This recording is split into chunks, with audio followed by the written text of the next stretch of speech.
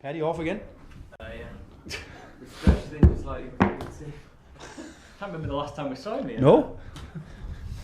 Connor's done the last couple, hasn't he? Paddy did. Be careful, I'll be on camera that. Or he'll be calling you out tomorrow. And he's not suspended? That's what Roger said, suspended. He said that? Nah. He said he was spitting at other journalists. You have to be careful these days. Right, are we all rolling on the cameras? Yeah. Great start. Start with a smile. Right, Sam.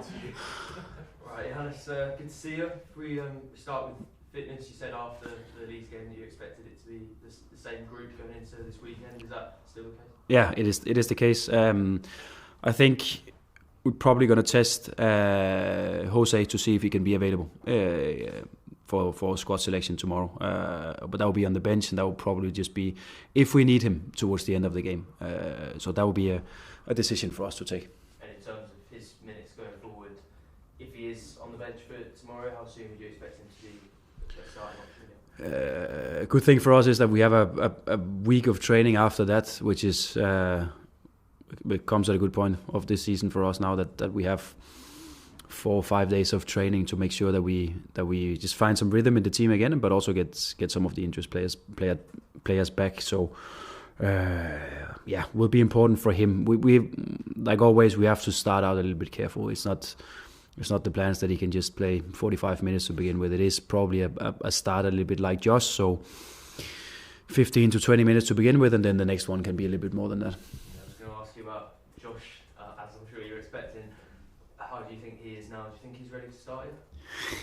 I think I said a couple of days ago that he will start in one of the games, Sheffield United, Leeds United, or Swansea. So we are down to one shot. So let's.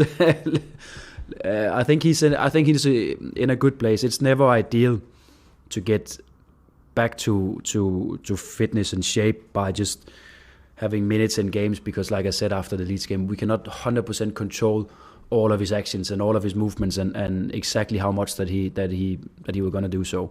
But he's in a good place, and I think we have seen some good things from him the last 2-3 games. So he's I will consider him as a starter for tomorrow. Obviously, it's been a couple of games where maybe you've been against good opposition and he hasn't been on the ball so much. Would you have liked him to be in games where maybe he was a bit more involved? For him, Josh? Yeah. It is natural for him to be involved in the game for us, and I think he's been a great part of our both build-up movements, but also our attacking movements, just linking with the offensive midfielders, finding the right timing to drop, to attract some centre-backs and then spin and go in behind. I think there's some very, very good movements just on the offensive line. So he'll always be a very important player for us, because he can do both, and then of course his presence in the box is important for us. So I tell him to have a shot on target.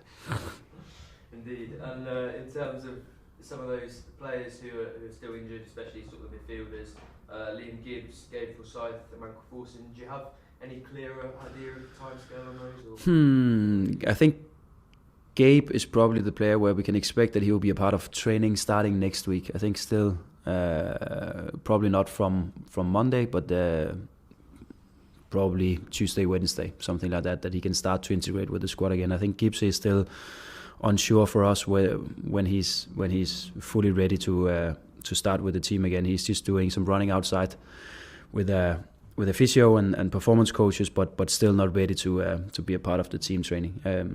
Who was the last one you asked me about? It was Forson. And still a very swollen knee. He had some blood taken out of that knee, because it was probably double size of the other knee. And again, that's a kind of an injury where you just have to take it day by day and see how it goes, and see when he feels all right and without too much pain to be able to train again. And it is not for now, because he still obviously feel that pain. Yeah, just to round off the fitness roundup, Anne Spencer-Lamane and Marcelino Nunez, are you expecting them back in the next few weeks? I think it's realistic for us that again Anis can be a part of team training next week. Whether it's going to be too soon for him to be a part of the Watford game, we have to wait and see. We have to wait and see how the training will go. But I think it's realistic that he can be a part of the team training next week. I think with Marcelino it will be it's Saturday Watford, and it's Saturday again after that, right? And I think that's probably the aim for him. So Watford probably again too soon, but to be a part of the team training the week after that, and then hopefully to be around the squad either for the derby game or is it Preston on a Tuesday night, something like that. I think that's realistic, but we have to wait and see. 2 weeks of training, it can go a little bit faster, it can also go the other direction. And I said that was the last one, but I forgot to ask about Sorensen.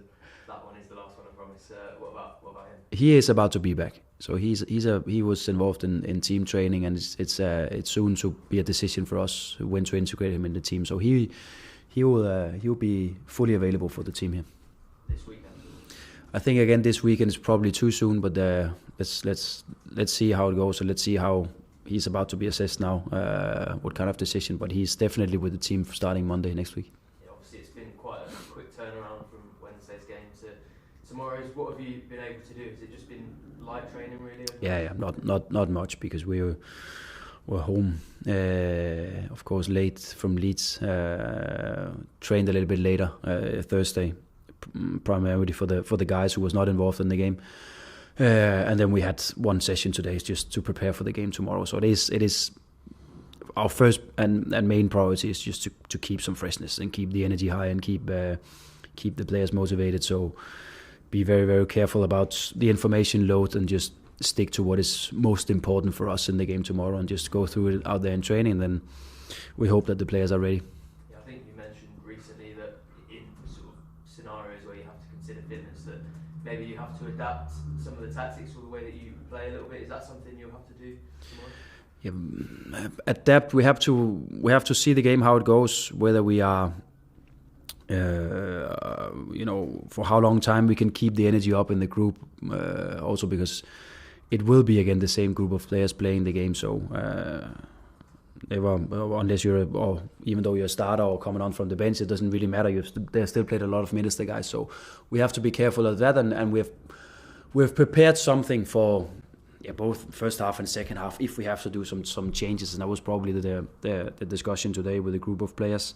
But otherwise, I think when you have this busy schedule as we have had this week, I think it's even more down to us and to stick to the positions and the structures and the rhythm where we have been at our best. And I think we just we try to not be too carried away by 2 away games in Sheffield and Leeds, probably playing 2 teams that are at a higher level than us at the moment, which we just have to accept. That's a fact.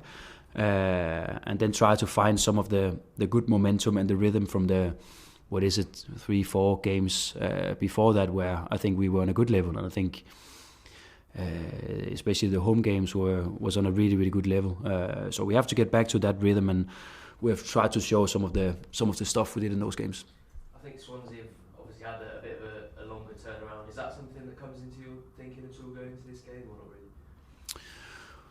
really? I don't think it's that important. I don't know. We saw them obviously playing Tuesday night in their game. I don't think it's that important. Of course, they have to travel to here, so that's probably also not ideal in this busy schedule here. I think it's equal for all the teams. There's a lot of games to play at the moment, and you just have to be as fresh as possible. Swansea, what sort of test do you expect to go? Yeah, I think it can be a tricky one. We know it's a team where they also like to be dominant on the ball. They also like to build up from the back. They like to control the game for as much as possible. Use the goalkeeper a lot in their build up. Have been, to be honest, a little bit fragile in their build up. Have conceded some goals and some chances from that. So it's of course an area of the game where we have to be well prepared. But we also know they can be more direct in their approach. The goalkeepers can find more direct passes and to develop the game from those passes instead. So we are prepared for both, but we are prepared for a team that comes tomorrow and try to play as they normally do. So that's a big part of it for us. And then we know that if we find the rhythm within our game, if we find the flow and the good passing quality, then hopefully it will be a game with us mostly on the ball. I think they were quite physical in the the last game, and that was quite a big part of them being able to beat you. So is that something that you have to be aware of, and that they have to be aware of? It is a physical league, and I think we are physical as well. And we can, if it's going to be a fight, in some moments we are more than ready to take that fight. So it's not a concern. It is, of course, always our ambition to play a fast game where there's not too many free kicks and restarts and situations like that. So we have to try to avoid it. But if it's going to be like that for some minutes in the game and some moments in the game, we are more than ready. Yeah, I wanted to ask you about Ken Fisher. Obviously played the last couple of games in midfield. What have you made of his performances in that role? I think, to be fair to him, I think Sheffield United was probably a little bit better than the game in Leeds. It's a big role for him just to step into his a player coming from non-league football a couple of years ago, and then probably first this season taking the step into the team and playing regular championship minutes, and now also to have to do it as a central midfielder in a very demanding way of doing it. I think we have also seen some moments where it's probably been a little bit too much for him, but you know, our approach to 2 games was that we tried and we wanted to see if we can go out there and play our way instead of just sitting back for 90 minutes and see if we could defend a result. So was everything perfect? No, definitely not. And could we see that there's still some way to go for us to be able to compete against, especially the 2 of the teams here in the league that we just played against? Yeah, there is a step for us to take, and it's probably also a little bit too much for Kellen just to go in and play as a central midfielder against one of the best teams in the league. Yeah, it's probably also too much, which is fair and which I 100% respect and accept that that's how it is. But the ambition is that we have to be able to do it someday. But at the moment, we are probably not there. Is it a role you see him playing on a regular basis in future, or is it, no, is it just... I prefer him as a right back. I prefer that he's out there, and then he can naturally, when the game develops, step in sometimes, and he can be closer connected to the midfielders. But also like him when he's on the outside, because he has a good. He recognizes well the moments where he can join the attack and where he can be on the outside of a winger and bring in crosses. So that's his preferred position and will still be. So it was more because I think everyone could see that we probably didn't have too many midfielders available. Yeah, one of the other players who obviously has been moving around position a little bit was Oscar Svartau, and I know you explained why you used him in a sort of number 9 role against Leeds, but he's also played quite a lot of different positions this season, and I just wanted to ask you whether that's a positive thing for somebody of his age, because he's getting all those experiences, or is it maybe, can it be confusing and difficult for somebody to... Yeah, it's a good question, and I will say I don't think it's ideal, and like I said, also with a guy like Ante, who's played a lot of minutes, it's probably not ideal for a young player stepping into a new league and a new club, and everything is probably on a little bit higher level than what they're used to. Then I think it's actually beneficial once in a while that they can step out and they can just sometimes breathe and then ready to step in again.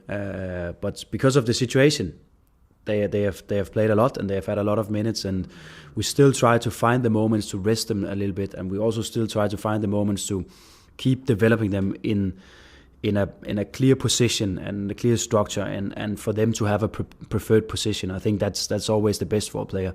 And then we still have to open up for other positions in the game, because the game can change and there can be injuries, or we want to use a player in a different position. That's fine, but I think we have to try to limit it to maximum 2 positions that we can change between. So it's probably been a little bit too much for him at the moment, but yeah, for some reasons we had to do it. I think probably in the majority he's played on the right. Do you see him there mainly in the future, or in a more central role? I think I see him more central, but I think his first step to take his step into the team has been the position on the outside, where the expectations to our central players are really high. We expect a lot from them, and they have to be able to dominate the game and to be able to receive passes even though they're under pressure. And it's probably too much to expect from him at the moment. But the wide positions can sometimes be a little bit more easy in terms of not being too much involved in all the short passing, but more be involved in runs in the box and runs in behind, and when we have to create the finishing opportunities. So I think it's been a good start for him, especially on that side, and that's also where we prefer to play him. Yeah, you mentioned Ante Kante and maybe some of the struggles that he's had. Obviously, he's had a couple of games now where he's been on the bench. Is that just to do with sort of the load that he's had? And you mentioned the fact that maybe you don't want to make those young players play too many games. Yeah, it was. And you said he had a couple. He was it Leeds United was in, and then the plan was Luton away, but we had an injury early in the game and he came on. So it's not a lot, and I think the ideal plan for a young guy like him is to have probably 2 games as a starter and then 1 game as a sub and then go over again. So we integrate him to the team, but he can take the time and we can do a little bit more training with him. We can do a little bit more feedback with him when we are here in the training ground. When he's constantly playing, we have to think about his load and his load management and probably he's not training enough. And it's never ideal for a young player. So the situation is as it is, and that's the reason why he played a lot of minutes. But if we could choose and make the perfect plan for him, it would probably look a little bit different. I know you see him as sort of a big talent for the future, but in terms of maybe where he was when he arrived and then fulfilling that potential, how far along that journey do you think he is now after a few months? I think we should never take away the experience that he now have in this league, which is a big thing, because I also remember when he came, he said that everything is just faster. You know, the intensity is so much higher that, you know, I don't have the time just to turn and then there's no pressure. So that's a big thing for him. So we should not underestimate that. Probably from you know, end of this season and start of next season, he'll be even better. That's a natural step also when you have the qualities that he have. So that's what I expect, but I also still expect that there will be games where he will struggle a little bit and struggle to find the rhythm, because it is natural for a young player. And the last thing I want to do is put too much pressure on a young player like him. So it's fair that there's criticism, and it's fair that we and I get criticized when we don't play well enough and we don't do well enough. But the last thing I should do is to put too much pressure on, especially the young ones, because they don't deserve it and they're not probably ready for it. I also wanted to ask you about Onel Hernandez, who I think has had a little bit of criticism maybe for his lack of end product and not producing too much there. Is that a concern that you share, or do you think that's maybe a little bit unfair? I think with Onel, he's a tricky player, and I often talk to him because he's probably been better for us when he comes on as a sub, last 20-30 minutes of a game, and he can impact the game towards the end, and there's a little bit more space for him. He have created some goals for us with assists primarily, but he's been a weapon definitely for us to bring on towards the end. We had to play him as a starter the other day because that was the options that we had available, and that's just how it is for now. But I think for him to be even better, he needs to, of course, develop more in product when he's on as a starter. But it's probably fair to say that he's been even better for us coming on as a sub. But we have to mix it up. Is that quite a difficult position to be in as a player? Because I can imagine, obviously, I know he wants to produce things, but when you get told you're better coming off the bench, depends whether you like it. I think that actually there's some players who like it a lot because there is a little bit more space. The game is often a little bit more open. You know, the vast majority of goals are scored towards the end of the game, last 30 minutes of the game. That's where the most goals are. So if you can make it clear to yourself that, okay, I'm just watching the game the first 60 minutes to see how it goes and see where the space will open up and see my possibilities, and then be really, really ready to step in for the last 30 minutes. Then there's definitely you can do a good job. But of course we need him as a starter as well, and we need to make him even better as a starter as well, because of course we cannot only have players that can impact the game at the end. So that's a development point for him and for us, and we keep on doing that. Yeah, bring it on. Come on. So you've been smiling for 20 minutes now. Come on. No, I won't mention those. But I know you've said that maybe it's been down to the decision making in the final third, and when you get into those situations, not doing the right thing. So is that about trying to improve the players individually rather than a sort of broader tactical thing? No, actually more collectively. They have to be able to use each other and make each other find each other in the right moments and create good chances and opportunities for each other and use the runs that opens up space for another player. And there I could see we were not sharp enough. If we have to make it really black and white, then I think when we played Millwall, we played Luton, we played QPR, we played Coventry, I think we were the better team in all the 4 games of them. And I think we played some good stuff at home. I think I still go back and refer to the group of players, the game against Millwall, because we had so much control in that one. I know they scored. I know it was only 2-1 for us, but looking at the game, it should be, we should have scored more goals and we should have not allowed them to score on probably their only chance in the game. So those 4 games were really, really good, but probably also tells us where we are as a team, that those are the teams that we compete against, but also expect to be better than. But then the next step for us, Brighton in the FA Cup, Sheffield United away, Leeds United, is probably too much for us at the moment.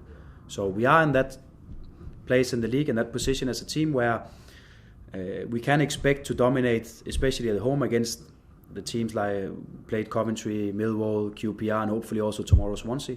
But to go away against Sheffield United and Leeds to do it, we are not there yet. And that we just have to accept and say, okay, that's where we are, which is it makes sense in my head that the development of the team is where we are. Also with the big turnover in players and new strategy and all of that. So is it our ambition to go up there? Yeah, definitely it is. But we have to look back in those games just before the games I mentioned here and see, okay, the quality was actually quite good, and that's what we have to get back to. I think you've spoken before about how you want to create situations that are repeating and it's consistent. Yeah.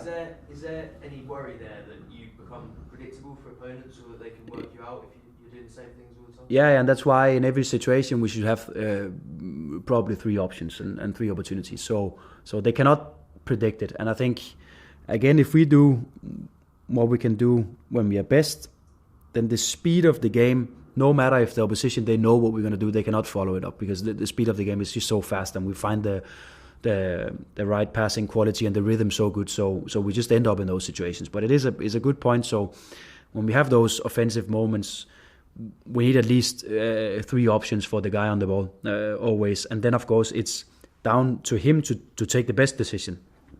And I think what we saw, probably because we were a little bit more under pressure than normally, we're a little bit more stressed, we saw that those decisions were not on a high enough level, which is fair enough. And we, like I said, we just accept it and then focus on getting better, because I think what we try to do here is obvious for everyone, but what